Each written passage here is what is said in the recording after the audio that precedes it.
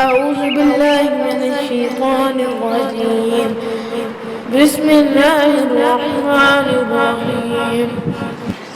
ألف لام را تلك آيات الكتاب المبين إنا أنزلناه قرآنا عربيا لعلكم تعقلون نحن نقص عليك أحسن القصص بما أوحينا إليك هذا القرآن وإن كنت من قبله لمن الغافلين. Marhaba, what you are reciting? I was reciting Surah Yusuf. Let's study about it. The story of Hazrat Yaqub alayhi salam and Hazrat Yusuf alayhi salam given in Surah Yusuf imparts a strong lesson in patience, loyalty, nobility and compassion. It also serves as an example of Allah's power and supremacy and the execution of His ruling. This book is about Hazrat Yaqub alayhi salam. Let's read it. Hazrat Yaqub alayhi salam was the son of Hazrat Ishaq alayhi salam and grandson of Hazrat Ibrahim alayhi salam. Yaqub is known as Israel, which means servant of Allah. It is Arabic equivalent to Abdullah. Bani Israel refers to the sons of Hazrat Yaqub alayhi salam.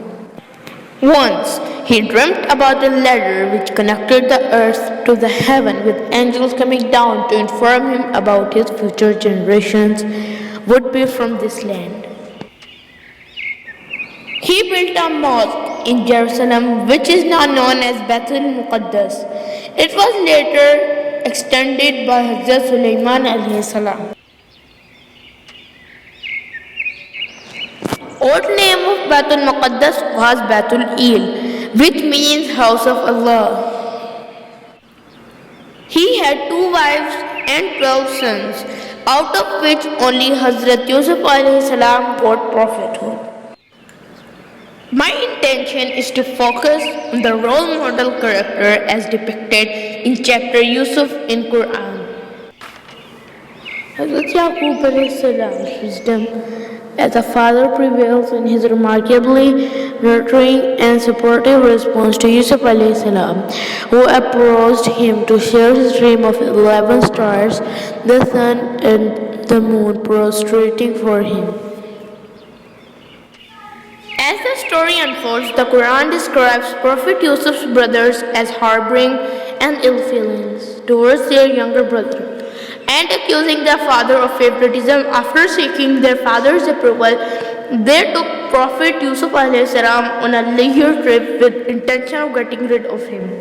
They threw him in a well and returned to their father to relay the false news of his death. Unlike typical parents' reaction, Yaqub's reaction lacked any harsh recourse and portrayed a character tempered with patience and wisdom. After focus on the event that Prophet Yusuf alayhi salam underwent in Egypt, the Quran revisits the Yaqub alayhi salam, his elder sons and Benjamin. The sons are now in despondent state.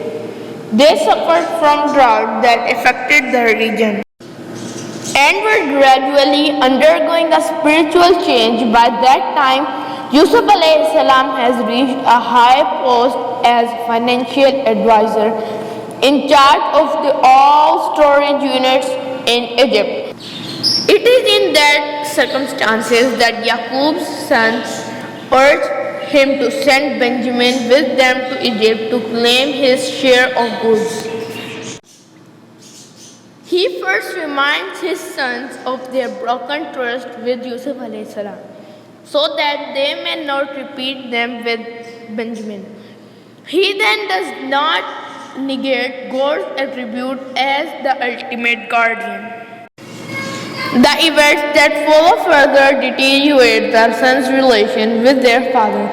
Yusuf alayhi salam now has a plan to reunite the family. Benjamin, accused of stealing, is held back in the palace with Yusuf alayhi salam. The sons tell the news to Hazrat Yaqub alayhi salam. What happened to Benjamin? Prophet Yaqub alayhi salam, deeply saddened, but never fails to return to God subhanahu wa ta'ala and supplicate for the safe comeback of his children. Yaqub alayhi salam continued to call his sons to submission and repentance through a relation tempered with mercy and patience.